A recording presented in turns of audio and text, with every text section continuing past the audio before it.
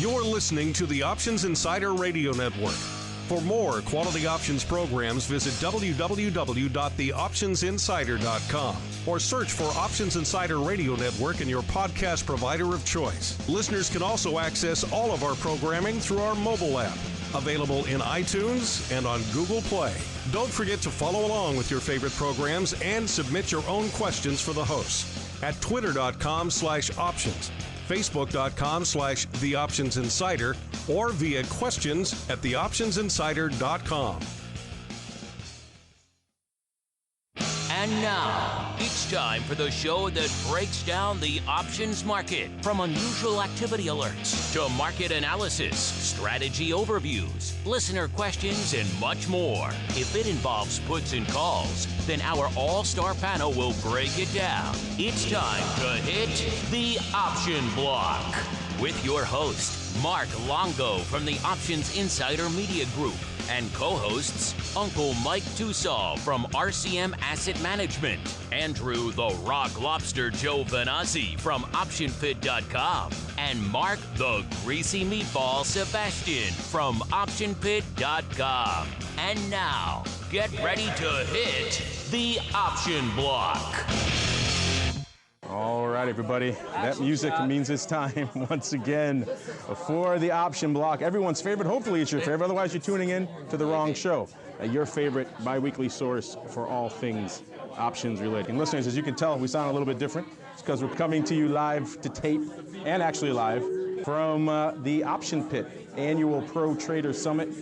There we go. All right. There we go. What was the problem there? The iPhone? You were too close. It was you were me? too close. Your aura was exuding. You could tell I was loud? If you can't tell, listeners, we're not in the studio today. No, we're down the street at Gibson's, coming to you from the Option Pit Pro Trader Summit, your annual extravaganza here, devoted to all things. It's like your cult of options comes together once a year It's a lot of fun. to talk all things options. Of course, I am joined by the Greasy Meatball. What did you guys call yourselves last time? It was the rock ball and the meat lobster. It was the meat lobster and the rock ball. Yes. Single-handedly going to give us our explicit tag. So, lean into the mic when you say that. So I made the mistake, like 4 years when the shows launched. 7 years ago? For those of you who don't know, Stephen Place is here. We'll introduce him in a second. But for those who don't know, like 7 years ago, I used to make a joke that that was my nickname back in the day. And then I was and I made the mistake of saying Greasy Meatball was my nickname. And I forget why we were talking about it. But it has haunted you ever since, and sir. Mark has just kind of stuck me with it constantly. You learn better than to say those things around me. And then he's over time. from Maine, so he gets rock lobster. So when we were in the same room last week, I said, no. We're changing up. It's the meat lobster and rock ball. Andrew, lean in, say hello to the people. Don't get to see you in person very often. I know. I'm here. Getting a lot of feedback here. There we go. That's better. It sounds like that cup that... Yeah, it does. Isn't that like the Peruvian drum guys or something Yeah. That's really bad. A Peruvian... Okay, yeah. There we go. So we just lost our last listener. Yes, they're already drinking too much. And we are also joined by Stephen Place. He is the head of trader over there at Investing with Options. Stephen, welcome to the program. Thanks for having me. Tell us a little bit about investing with options and your background in the space, Stephen. My background, I am what's known as a recovering engineer. We won't hold that against you at all. there are probably another 30 recovering engineers in the room right now. Exactly. I've been running IWO for almost a decade now. The strategies that I mainly focus on are credit spreads, implied calendars, put sales cover calls every once in a while, and sometimes degenerate option buyer, the gambler for that high rule. Oh. He has been listening to the shows. Degenerate options buyer. He's been listening to the shows. There's nothing wrong with buying options. I am surprised you invited someone who says credit spreads to your event, though. I told him you can't say that, and he's going to kick you out. I know. You're going to have how many times have I heard there's no such thing as credit spreads? They're the same. They're the same thing. He knows that. You know what? You have to. The problem is 80% of, and while insulting people probably not listening, 80% of the retail audience is dumb and thinks a credit spread is actually something and not a call spread or a put spread. But It sounds good. It sounds good. It does sound good. Oh, I'm getting a credit. Yeah. I'm getting a credit. It's good. You know what else we're getting is a little bit of the trading block. It's time to break down the latest topics, trades, and trends in the world of options. It's time for the Trading Block. All right, listeners, welcome to the Trading Block. We're going to kind of dispense with our usual hour-long mega show today. Going to do a consolidated trading block here. And let's start off really quickly. You guys, we do this every year from your event. But for listeners maybe who are new to the network, I know there's a bunch all the time. Give them a little bit about what the heck you guys are doing here. What are you talking about? It's like a 3-day extravaganza, right? What are you guys talking about? It's a 4-day extravaganza this year because 4 is more than 3. I learned that in college. High-level math there. Yes, high-level math. The Villanova high-level math. We try and bring the best and brightest minds to come and talk to my option pit students, and they. So why is Andrew here? Well, yes, he's here too, and me, and it's a really good place to there are a lot of these online organizations where they never meet each other. And I think the interacting of smart people with clients who are smart talking to each other creates a lot more profitable traders long term, and you get a lot more aha moments. Which are you saying people talking to people? People talking to people produces things. Or in our case, people drinking heavily, yes. and which also helps. It also produces larger bar tabs. It does, which we'll look at. I see. Do you prefer Steve or Steven? Steve, okay. Steve, you're a guest, so give you pride of place. I know you've been kind of maybe busy with the event today, but anything catching your eye in the markets today? I have actually been traveling the entire day. So I went to bed last night around midnight, woke up at 4:30, and I've been on a plane since then. Wow. The only thing I can think of is maybe fading AT&T a little bit with some more put sales. I'd like to see it hit another lower low, just to flush out a couple of people. I personally could care less about the mergers and everything. I'm just looking at the price action. So, off the top of my head, make a new lower low, go about 45 days out, sell some puts, and look to get a sign, collect a dividend. Let's move on from there. Yeah, it was kind of a bit of a weird day. It seemed like things were mixed for most of the day. And then towards the end, we started settling down. VIX cash was hovering, in the low 12 range for a lot of the day. Then towards the end of the day, spiking a little bit, getting threatening around that 13 level. Most of the major indices selling off. I know you were trapped in a cab for most of the day, Andrew. But anything catching your eye in today's activity, sir? It's like one of those mini vol pops where I feel it's kind of a fadeable vol. Yeah. So it's one of those where if there's follow through tomorrow, I could see it, but the market down a little bit, VIX kind of, it felt like it moved a little too much relative to what we were looking for. It feels like a fadeable vol pop. Now that the Fed has said their thing and they're going to raise rates, everybody they get a little scared. So, we'll see what happens tomorrow, but the problem is it's only a 1-point move in VIX, so it's not the easiest thing to use VIX for. Yes, not the easiest thing. The interesting thing is, I don't think the market was really looking for 3 rate hikes for the year. I think it was a pretty evenly split, and yet we really didn't get a big move out of the 10-year note.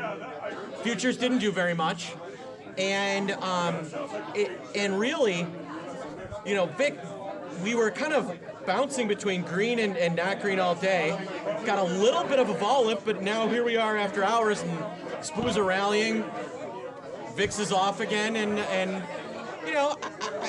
I feel like this is one of those where you definitely want to fade the initial reaction. I think this leads us to a 2800 and a 28 handle in the S&P.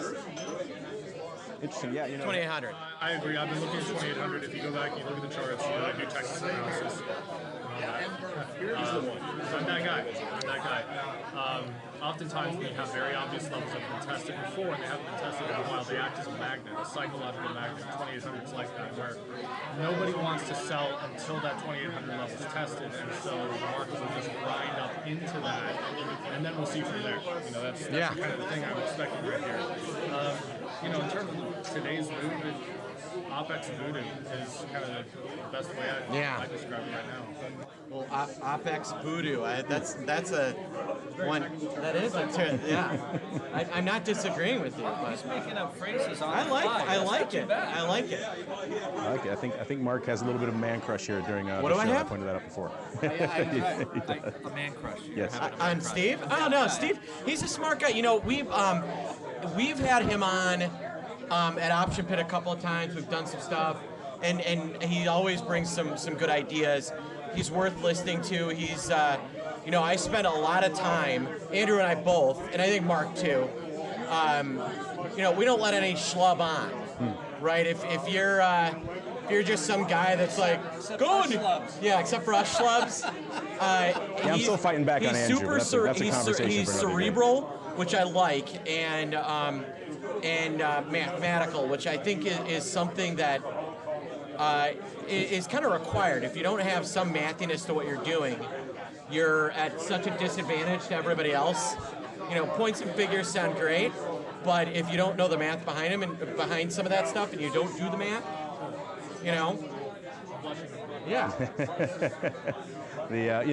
Speaking of interesting developments and trends, you guys remember I went to the Inside ETF conference a few months ago, and I came back kind of, let's say, disheartened by the lack of interest, shall we say, from all the providers out there in ETF options. They do a lot of volume every day, day in, day out. ETF options are, some days the majority of the volume that's going up out there. Now it seems like some people are actually putting some numbers to what I suspected, anecdotally. This is a piece coming out of, I don't know the guy's, I'm not familiar with the writer, Nathan Reif, but he's talking about the one area of ETFs that isn't growing isn't options, and they broke it down. I think ETF Trends, broke down some of the data as well. And they say here their conclusions, kind of options on ETFs have stagnated in recent years.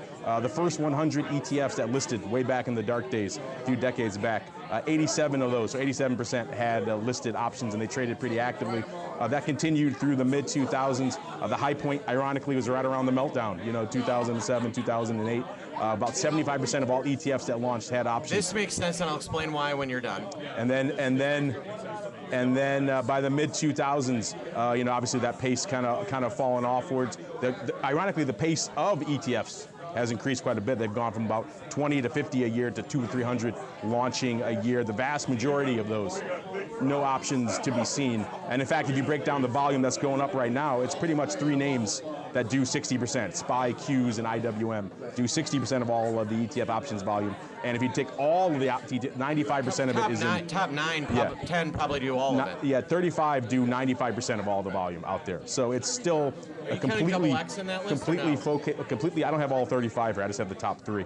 But it's a completely focused market, which does kind of back up. I don't know, Stephen, if you've ever been to that Inside ETFs conference, but I went down there expecting an options wonderland. A lot of people who were really interested in expanding and talking about the options flow on their products, and who were knowledgeable of it, and who had people on staff who understood what was going on. And it was exactly the opposite. Most people couldn't care less. Most of the major providers actually told me, outside of a handful, that it was less than an afterthought to them in terms of the options flow. Even though you talk to them about how the options flow could feed back into their underlying, which they obviously get paid, and yet still a lot of them just had no interest. So it sounds like these numbers are not surprising to you guys. For a lot of people, options are used to hedge against downside risk, and when downside risk is high, correlations are high. It doesn't mean how good of a stock you are, what index you're in. Everything's going to run on the same conveyor belt. So you can own all these indexes and still want some SPY puts, and it's basically going to get you the same kind of protection. There's some network effects going on here, and it's the best analogy I can think of is web traffic is going to continue to go to Facebook and Amazon and Google, and options are always going to be on the IWM, SPY, and Qs. That's just how our law works, and it's sort of we see the nature, we see the options market too. Well, and here's a couple other things I would throw out there. As the retail public gets smarter, they're using more index options and fewer ETF options, because SPX is way more tax efficient. Yes. And additionally, at the peak of 2008, let's talk about how much option volume EM and EWZ were doing back then, and how EM and EWZ are both $40 stocks now. In 2008, right before the meltdown, EM was $150. EWZ was what, $90, $100 as well. There was a lot of reasons to go out and trade options on those instead of stock. And I believe in 2008, if you went back and looked, EEM eclipsed IWM, and not the Q. I believe it was usually SPY, Qs, EEM, and then you would see like IWM and DIA diamonds. Nobody's trading diamonds anymore. Nobody's trading USO anymore because they know better. If USO was just like reverse split, yeah, 1 to 5 reverse split, get the absolute share price up, those options will be tradable. Yeah. Because the premium on an absolute basis is important. So a lot of the emerging market stuff and the established market stuff like EFA was where a lot of that option growth came from, and it's gone. Why would I? Who cares about EEM? The EEM issuer. Do you remember that? Think about this. 10 years ago, how interested was everybody in EEM? It was hot. It was hot. It was China eclipsed ExxonMobil. That was just a huge thing. It was a commodity play, and now it's just like, Yeah, EWZ too, right? Remember, Brazil's gonna be the and now PBR's a piece of crud. Rio, when I was a market, my last year market making, I made markets on EM, EWZ, PBR, and Rio. None of which I would ever want to trade again. Yeah. Those aren't cores of your portfolio right now here in 2018?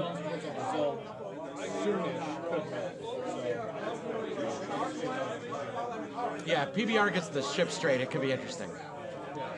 Speaking of fading, let's fade this segment. Keep on rolling into our truncated. I think you're going to like this next odd block, Andrew.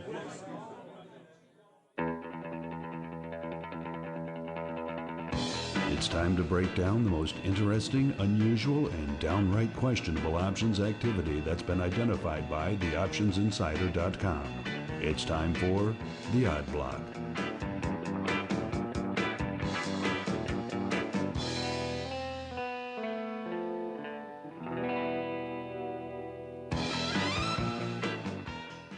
All right, welcome to the Odd Block. This is indeed the portion of the show. Like I said, we're doing things a little bit truncated today, so we're not going to do our full Odd Block deep dive. But remember, Andrew, we were talking on Monday about that really funky five-legged Owens Corning thing.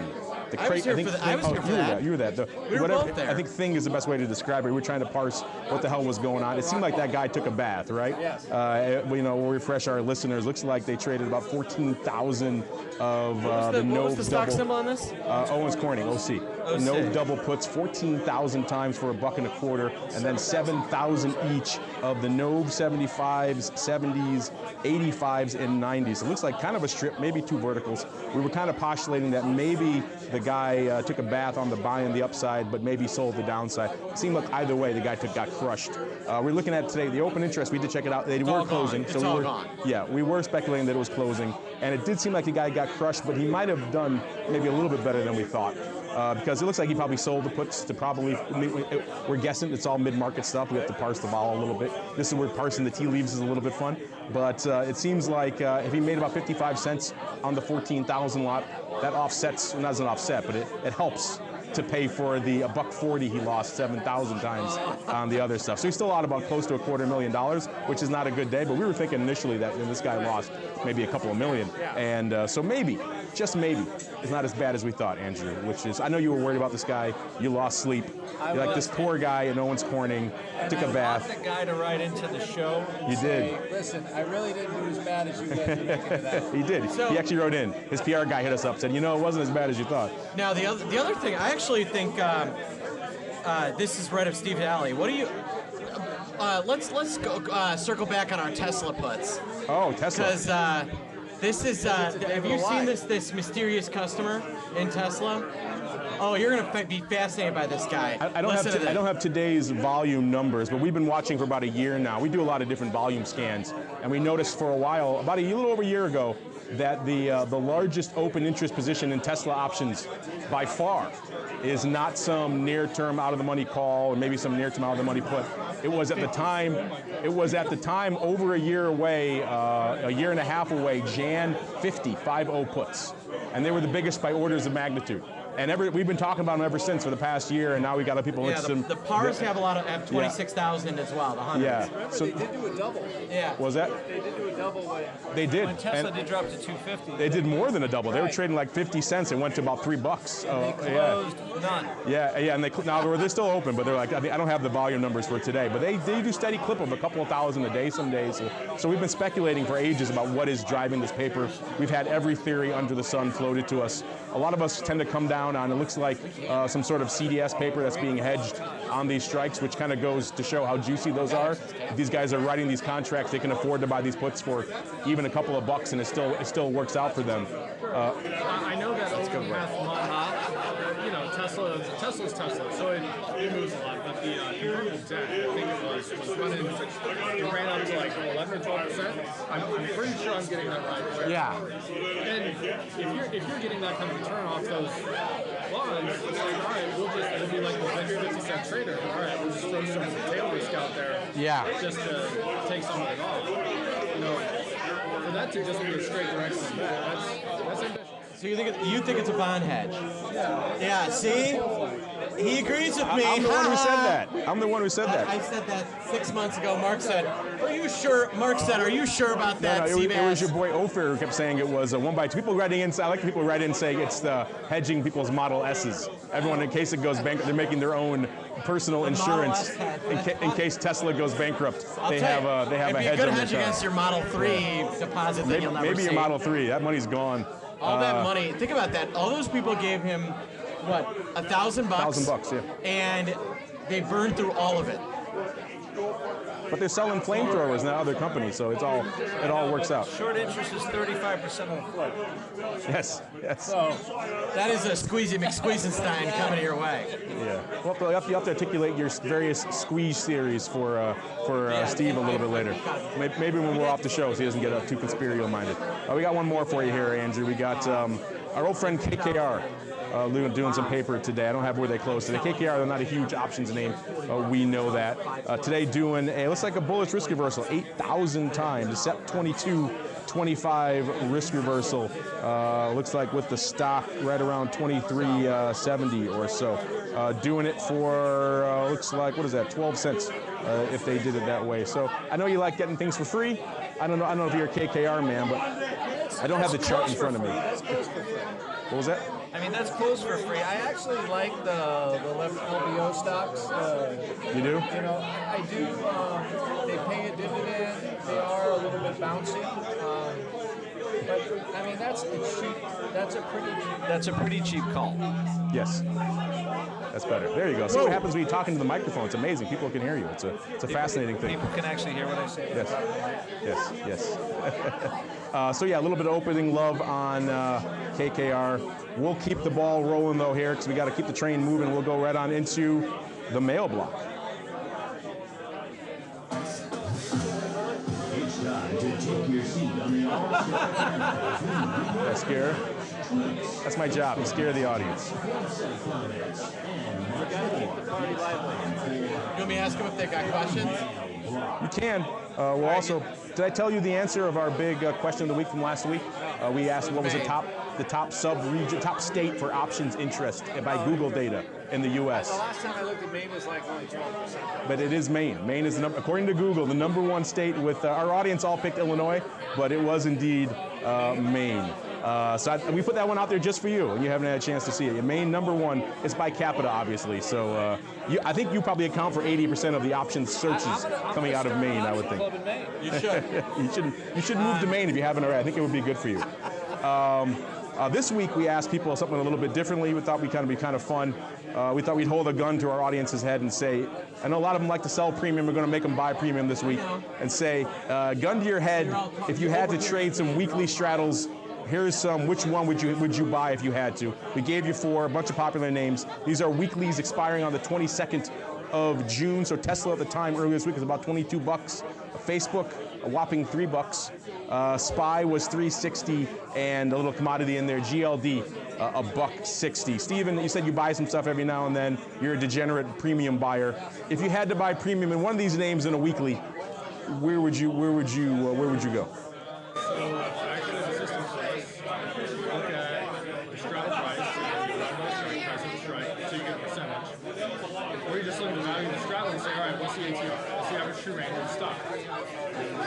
Sometimes, many times, when vol gets cheap enough, the value of the straddle is actually less than like a 3-day rate.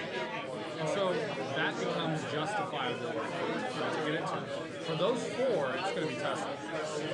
Maybe Facebook right now because vol is falling. I wouldn't buy vol on roll like ever because it's been in a garbage range months now. So it's not necessarily justifiable. Gun to my head right now would be Facebook, simply because I know that it hit its resistance level and pulled back. Very technical term, it's been farting around for about 2 weeks now, and so the expectation of volatility expansion is pretty good right now. So that's one place I would look. Interesting. Andrew, your thoughts on this one? I actually picked Tesla on this one. You did? I even did your poll on Twitter just because it looks like it's being squeezed out. So I thought that it looked like it had the best relative chance. Oh, sorry. This is another one of your tinfoil hat conspiracy names, isn't it? The squeeze. The squeeze is on in Tesla. I like it. The squeeze is on in Tesla. That's without a doubt. Even Mark and I agree this is a squeezy machine. Squeeze. Not as. So we got 3 votes for Tesla here. Interesting. Our audience, not surprisingly, also voting for Tesla. 41% so far choosing Tesla. 25% Facebook. 21% GLD. And about 13%. No love for SPY. You know, SPY realized vol is like a 5%. I mean, you almost got to buy it. You can't sell it. You can't sell it at 5%. You got to buy it. Let's see if we got time here for another quick one here. Mark, this is a good one in light of the event that we're at right now. I love this name, Payman Cash Ridley. He says he wanted to learn how to trade options, so he searched his area and he found the Online Trading Academy. He went to their 3-day intro, and on the last day they asked for $25,000 if he wanted to learn. So he wants to know if we have any suggestions, as he's not paying to learn how to trade options. He's not paying 25 grand. Well, luckily, I don't think it's 25 grand to come to your Pro Trader Summit, is it? No, sir? you can. I can guarantee you, Steve's not 25,000, and we're less than half, barely half that. We'll do it for half. Well, there you go. Wow, a deal. So there you go. Payman Cash Ridley. The boys at the pit will do it for some percentage of 25,000. Let's say 0.48. Right around there. And you should be good. And by the way, we have real clients that make real money. They're all here tonight. Yeah. Actually, although we did have to buy them dinner. Yes, that's true. I have to say, we at the top. So we had our VIP event the last 2 days, and at the top, I wanted everybody to introduce themselves, tell about their background, and it turned into a Andrew, to a lesser extent, Mark, love fest with them all being like, well, I never made money, then I met blah, blah, blah. Usually it was Andrew. They would say, and Mark, just so I didn't feel bad. Yeah. So, but yeah, no, there are also, here's what I can tell you. $25,000 is ridiculous. Any business that wants to sell you education for $25,000, they're not traders. They're in the business of fooling you into paying them $25,000. But they make a nice PowerPoint with the Lamborghini. A well-run group that like ours or Steve's that will really teach you how to do what you're doing for the right thing, or use a newsletter service where a smart guy is actually running the show, and then you can learn and not pay $1 billion. $1 billion, I like that. A technical amount there. $1 billion. There you go, Mr. Cash Ridley. Save yourself $1 billion. And that's lovely. Andrew's distracting me with beautiful imagery right now while we're doing the show, listeners. I think that means it's time for us to wrap up this truncated episode of the Option Block. Let me go back on the horn. Stephen, if people are listening and they're interested in your newsletters, we'll even call them credit spreads, your credit spread newsletter. Mark's not listening over here. They want to learn more. Where should they go? What should they do?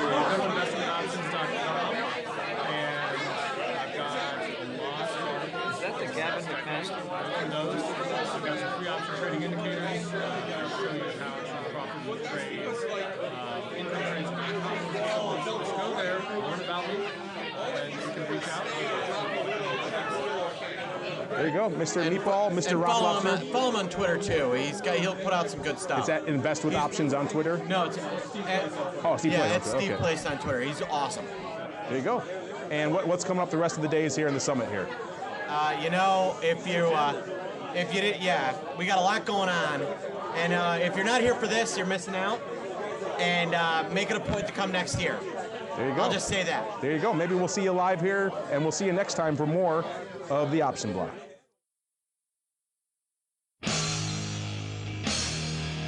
The preceding program was a production of the Options Insider Radio Network. For more quality options programs, visit www.theoptionsinsider.com or search for Options Insider Radio Network in your podcast provider of choice. Listeners can also access all of our programming through our mobile app, available in iTunes and on Google Play. Don't forget to follow along with your favorite programs and submit your own questions for the hosts at twitter.com/options, facebook.com/theoptionsinsider, or via questions at theoptionsinsider.com.